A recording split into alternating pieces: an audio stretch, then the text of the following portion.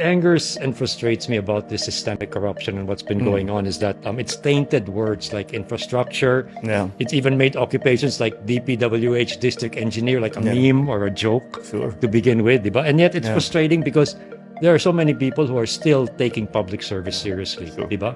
Yeah. And for me, I feel it's such a shame that these people have sort of like thrown occupations like that into the gutter. Diba?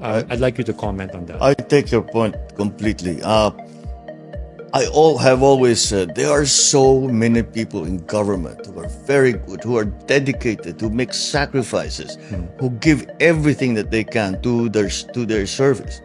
And one of the reasons I really exposed all of this was because these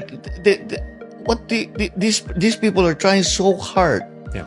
You know, they come into work early in the morning. They leave late. They don't take holidays. They come in on the weekends just so that they can do what they're even above and beyond their actual job description. And these people are doing something else entirely. Yeah. You know, they're just doing all this corruption, just taking money, destroying projects, you know, that people very worked hard on. For example, you tell somebody in some department, and you say, we have a proposed project, work hard on it. Yeah. All right? And I said, you do the design, you know, do the program of work, make sure you get everything right, etc., etc. We'll put out people to bid. And then after you've gone through all that work, they'll just say, okay, failed bid ito lang yung magiging mananalo. Yeah. Ito lang yung kontrakto ng mananalo. Tapos bayaran kita ng ganito. Yeah, tumahimik ka na lang. Oh. You know, of course, everyone needs the money, but most government workers would rather just be able to do their work and actually serve. Yeah. That's why they're there.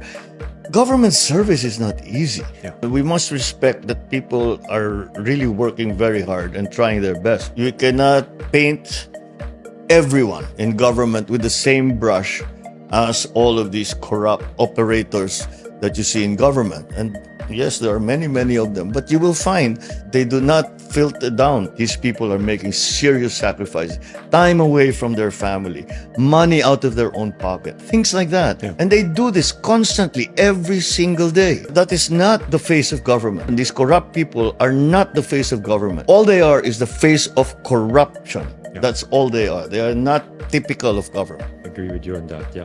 Second to the last question, sir, Mr. President.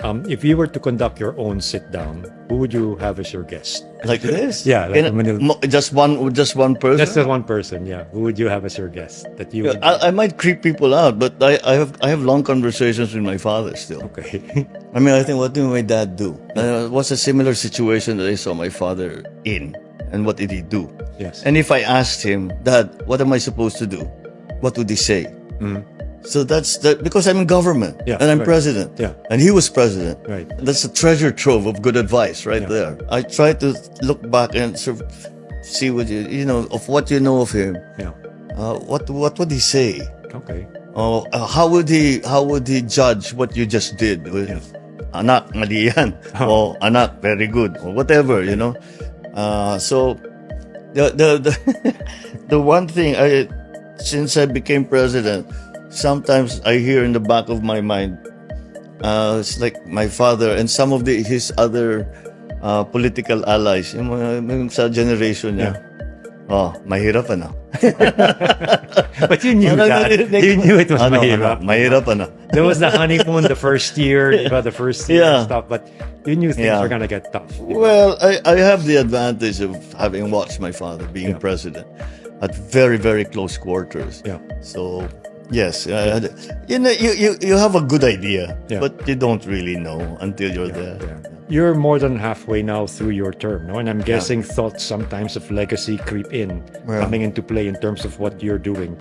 Now that you've poked that hornet's nest of corruption, what are your priorities for the next 2 years, and what do you see as what you would want to be best remembered for? This question of legacy keeps coming out. It's not something that I think about, quite frankly, because legacy is when you die, right? I'm not about to die. Okay. At least that's not my plan.